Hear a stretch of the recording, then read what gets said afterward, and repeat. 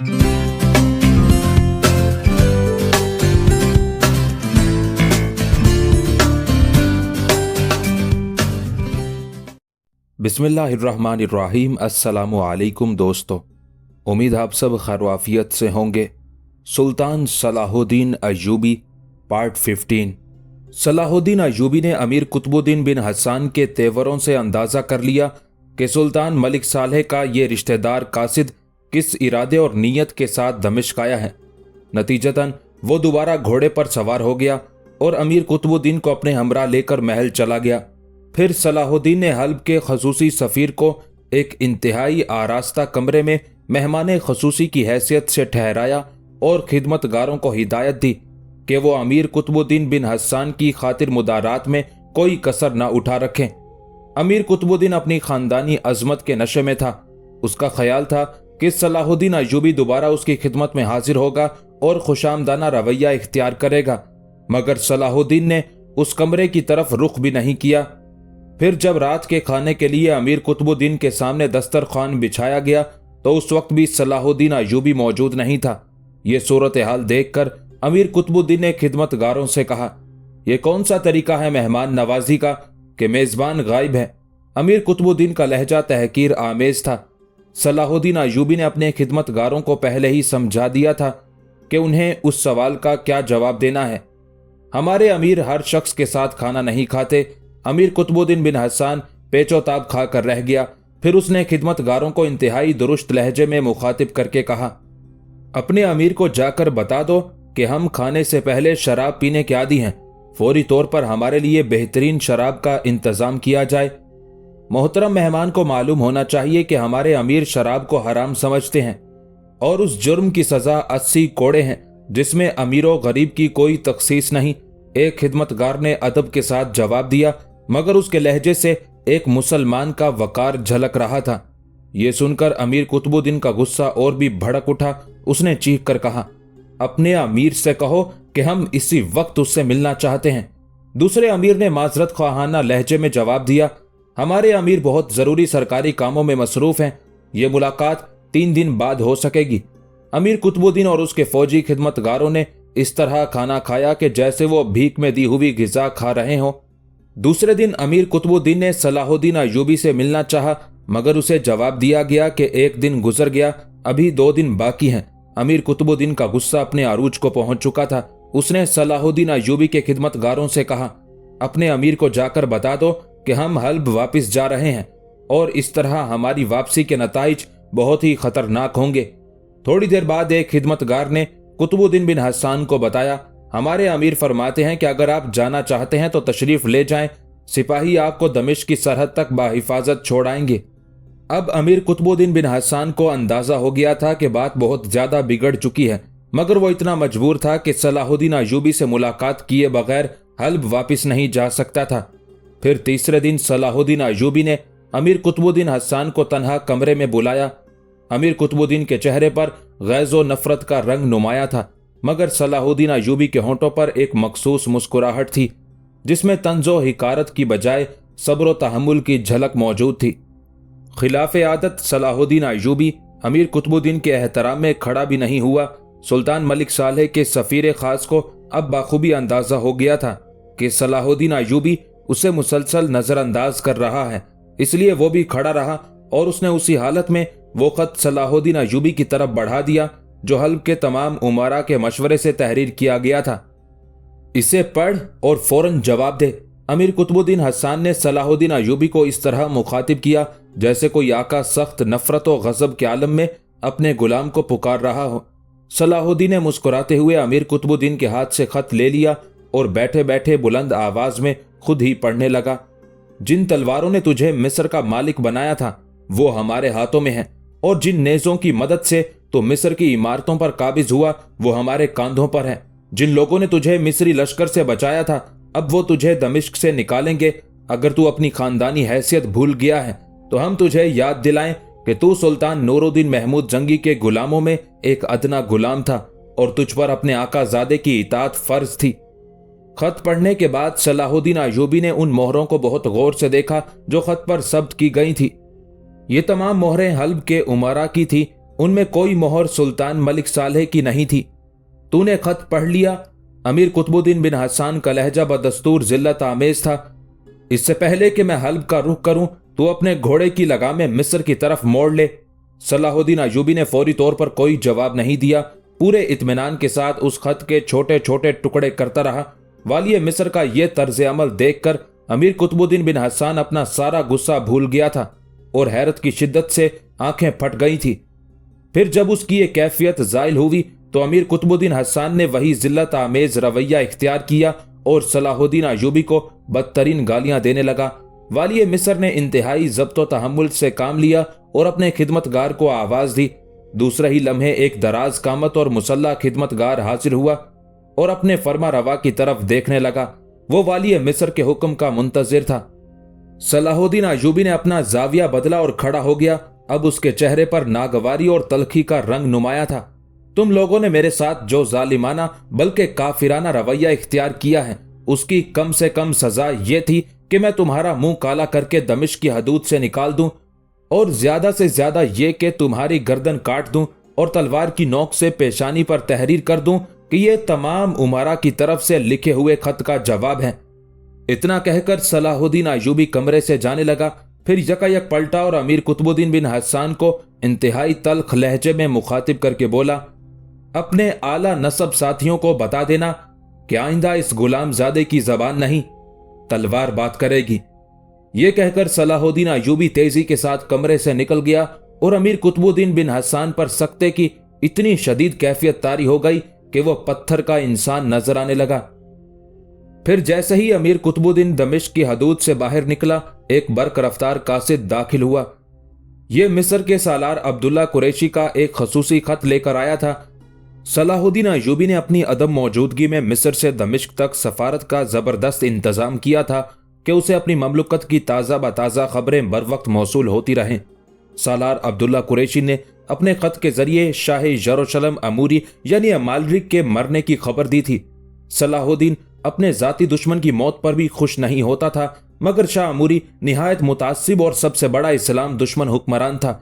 इसलिए उसकी मौत पर सलाहुद्दीन अय्यूबी को किसी कदर खुशी हुई और बेइख्तियार उसकी जबान से ये कुरानी आयत अदा हुई, हम तेरी ही इबादत करते हैं और तुझी से मदद चाहते हैं। शाह अमूरी की मौत एक नागहानी मौत थी। सिकंदरिया और बानियास में सलीबियों की शिकस्ते फाश से शाह यरूशलेम को शदीद सदमा पहुंचा था।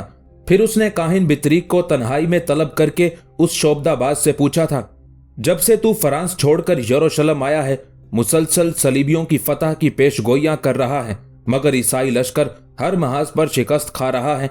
या तो तेरा इल्म झूठा है और तू यसू मसीह के नाम पर हम लोगों को बेवकूफ बना रहा है, या फिर ये तेरे मनहूस कदमों का असर है कि सलीबी मुसलसल मुसलमानों से मार खा रहे हैं।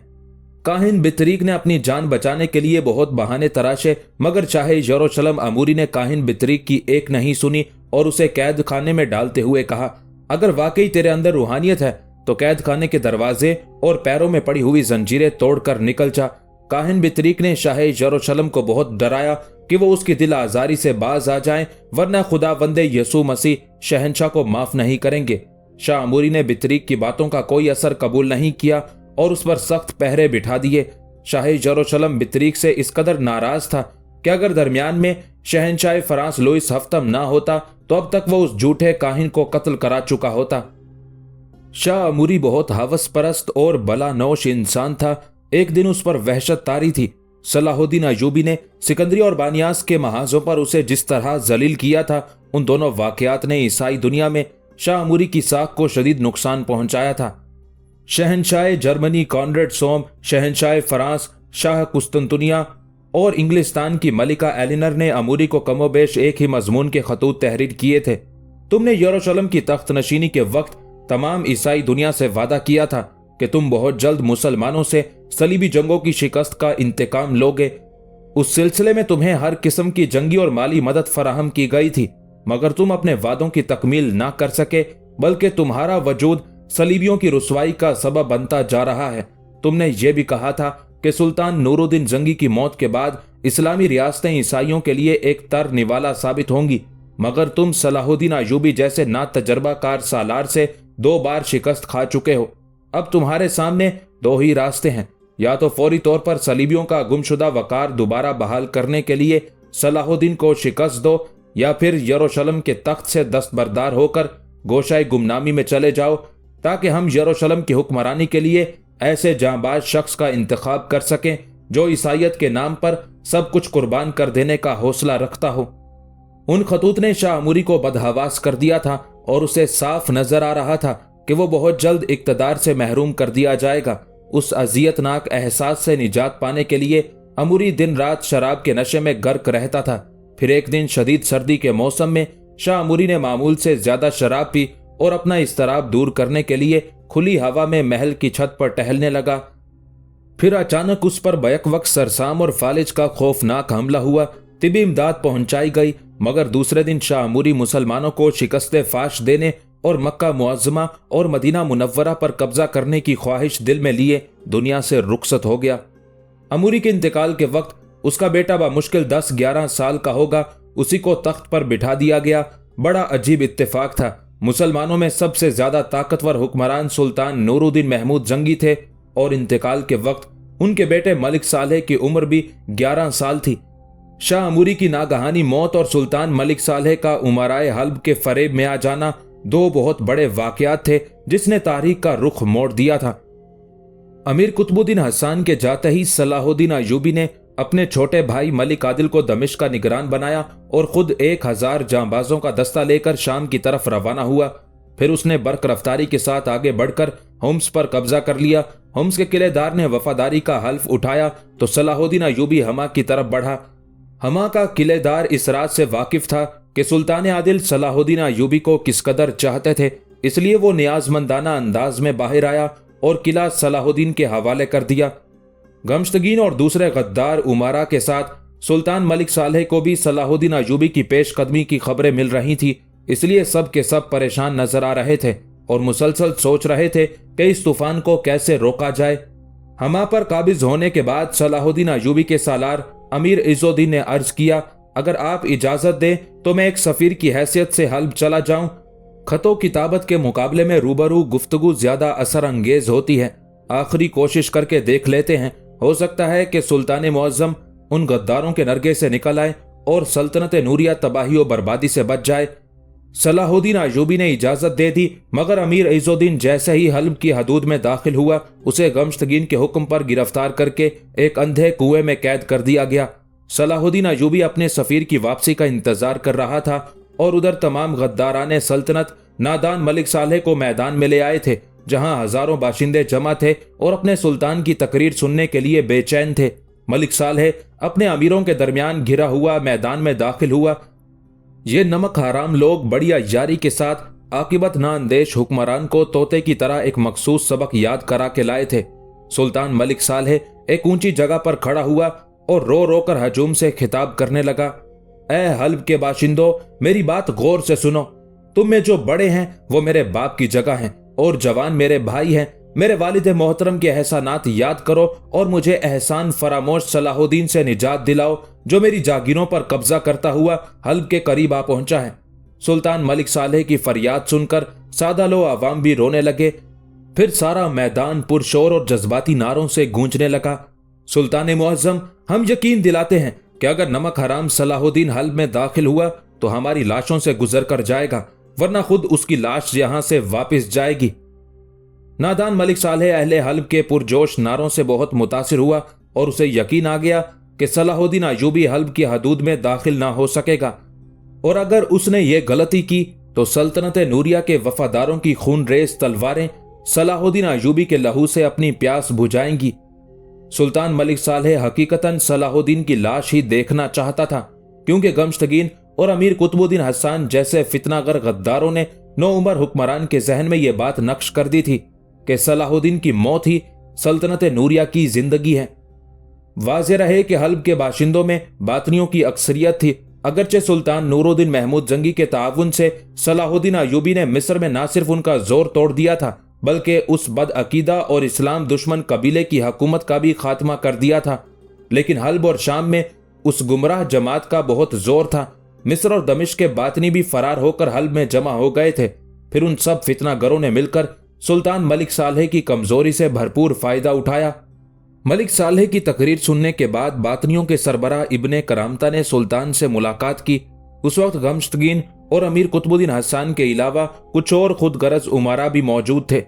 हम चाहते हैं कि सुल्तान आदिल ने हमारी मजहबी रस्मों पर जो पाबंदियां आयद की थी वो फिलफौर उठा ली जाएं। इब्ने करामता ने निहायत अय्यारी के साथ अपनी चाल चली। मैं वालिद मोहतरम के कायम करदा असूलों में कोई तब्दीली नहीं कर सकता, सुल्तान मलिक सालेह ने सोचे समझे बगैर जवाब दिया। इब्ने करामता भी बड़ा चालाक इंसान था। वो एक लम्हा जाया किए बगैर खड़ा हो गया। जब हम आज़ादी के साथ अपनी मजहबी रस्में अदा नहीं कर सकते तो फिर हमारा अदम वजूद बराबर है। इब्ने करामता के लहजे से शदीद उदासी झलक रही थी। सुल्तान आदिल तो हमें पहले ही कैदी बना चुके हैं। अब अगर सलाहुद्दीन अय्यूबी हल में दाखिल होकर हमें कत्ल कर दे और हमारी जागीरों को आग लगा दे तो इससे क्या फर्क पड़ता है। अब हम किसी मामले में नहीं बोलेंगे। इब्ने करामता ने दरपर्दा ये धमकी दे दी थी कि अगर सलाहुद्दीन अय्यूबी ने हल पर हमला किया तो कोई बात नहीं, सुल्तान मलिक सालेह का साथ नहीं देगा। यह धमकी कारगर साबित हुई। सुल्तान मलिक सालेह का घबरा जाना तो एक फितरी अमर था कि वो सियासत के पेचो खम से नाआशना था, मगर गमश्तगीन और अमीर कुतुबुद्दीन हसन जैसे गुर्गे बारां दीदा भी परेशान नजर आने लगे। बातनियों के साथ ना देने का एक ही मफहूम था कि दमिश्क की तरह हल भी आसानी के साथ सलाहुद्दीन अय्यूबी के कब्जे में चला जाएगा और फिर गद्दार उमारा घर के रहेंगे ना घाट के। जैसे ही इब्ने करामता जाने के लिए खड़ा हुआ, गमश्तगीन ने उसे मुखातिब करते हुए कहा, अभी बात मुकम्मल तौर पर खत्म नहीं हुई है, हमें कुछ सोचने का मौका दिया जाए। आप हजरात खूब गौर कर लें, मगर इसका ख्याल रहे कि हमारी शराइत में कोई तब्दीली नहीं आएगी। इब्ने करामता ने नरम लहजे में एक और धमकी दी, फिर उसके साथ ही कमरे से निकल कर चला गया। सुल्तान मलिक सालेह तो जानता भी नहीं था कि बातनी किस कदर खौफनाक लोग हैं और सुल्तान नूरुद्दीन महमूद जंगी ने इनकी मजहबी रस्मों पर पाबंदी क्यों लगाई है। लेकिन गमश्तगीन और दूसरे उमारा उस तकरीबकार जमात की नीयतों और इरादों से खूब बाखबर थे। उन लोगों ने सुल्तान मलिक सालेह को मशवरा देते हुए कहा, जिस कदर जल्द मुमकिन हो इस जमात पर आयद करदा सारी पाबंदियां हटा ली जाएं। हम इस वक्त सलाहुद्दीन अय्यूबी के साथ हालत जंग में हैं और जब फिजा इस कदर संगीन हो जाए तो फिर मसलहतन दुश्मन को भी दोस्त कहना पड़ता है।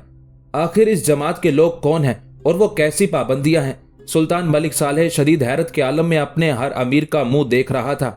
अय्यार गमश्तगीन ने उस मौके पर जबरदस्त हाजिर दिमागी का मुजाहरा करते हुए कहा, सुल्तान आदिल ने सियासी मसलहत से काम लेते हुए ये पाबंदियां आयद कर दी थी। अब सियासत का तकाजा ये है कि आप वो पाबंदियां हटा लें। जैसे ही हमारा मतलब निकल जाएगा, यानी हम सलाहुद्दीन अय्यूबी पर काबू पा लेंगे, वही पाबंदियां दोबारा आयद कर दी जाएंगी। ये तो शतरंज के मोहरों का खेल है। हस्बे जरूरत उन्हें बिसात पर गर्दिश दी जाती है, उनके महाज और मोर्चे बदले जाते हैं और कभी कभी उन्हें कटवा भी दिया जाता है। सुल्तान मलिक सालेह गमश्तगीन और दूसरे उमारा की उस पेचीदा चाल को समझने से कासिर रहा और उसी रोज इब्ने करामता को बुलाकर कह दिया गया, तुम अपनी मजहबी रस्में अदा करने में मुकम्मल तौर पर आजाद हो, मगर इसके बदले में तुम्हें अपनी हुब्बुल वतनी का सबूत देना होगा। इब्ने करामता इंतहाई चर्ब जबान शख्स था। सुल्तान मुअज्जम, आजमाइश की वो घड़ी तो आने दीजिए, मेरी जमात का एक एक फर्द सुल्तान की आबरू और वतन के नामूस पर कट मरेगा। फौरन ही ये खबर शाम भी पहुंच गई। वहां खुफिया तौर पर एक जश्न खास मनाया गया। जी भर के शराब पी गई और बदमस्ती के आलम में नारे लगाए गए। अब वक्त आ गया है सुल्तान नूरुद्दीन महमूद जंगी से इंतकाम लेने का। हम मलिक सालेह को फांसी देकर उसकी लाश चौराहे पर लटकाएंगे और सुल्तान नूरुद्दीन जंगी की कब्र खोदकर उसकी हड्डियां आग में जलाएंगे। इधर ये फितनागर मुसलमानों का लिबास पहनकर मिल्लत इस्लामिया के खिलाफ बदतरीन साजिश कर रहे थे और उधर सलाहुद्दीन अय्यूबी अपने सफीर अमीर इज़्ज़ुद्दीन की वापसी का इंतजार कर रहा था। फिर जब एक हफ्ता उसी कशमकश और इंतजार में गुजर गया तो सलाहुद्दीन अय्यूबी ने अपना दूसरा सफीर भेजा। वो हर हाल में अपने आकाजादे सुल्तान मलिक सालेह को गद्दार उमारा के आहनी पंजों से निकालना चाहता था। गमश्तगीन ने सलाहुद्दीन अय्यूबी के दूसरे सफीर को भी गिरफ्तार करके अंधे कुएं में डालना चाहा, मगर अमीर कुतुबुद्दीन हसन ने उसे मना किया। अगर हम इसी तरह सलाहुद्दीन के हर सफीर को गिरफ्तार करके किसी कुएं में कैद करते रहे तो वो शक में मुब्तला हो जाएगा। बेहतर यही है कि इस सफीर को सुल्तान से मिला दो। सफारत का अंजाम तो वही होगा जो हम चाहेंगे। बिलाखिर सलाहुद्दीन अय्यूबी के दूसरे सफीर को सुल्तान मलिक सालेह के सामने पेश कर दिया गया।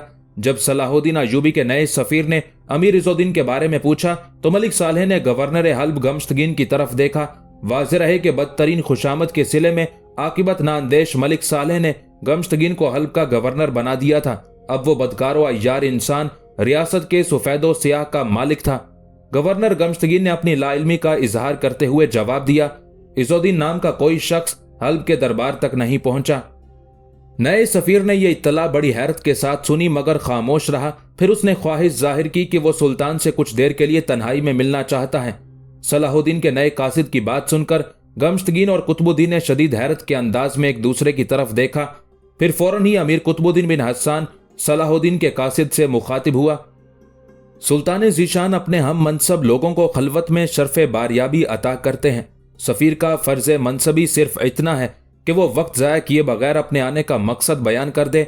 गमश्तगीन और अमीर कुतुबुद्दीन दमिश्क के सफ़ीर को तन्हाई की मुलाकात से इसलिए रोकना चाहते थे कि सलाहुद्दीन अय्यूबी ने यकीनी तौर पर कोई ख़ास पैगाम सुल्तान मलिक सालेह के लिए भेजा है और वो पैगाम उन उमरा के हक में नहीं हो सकता था।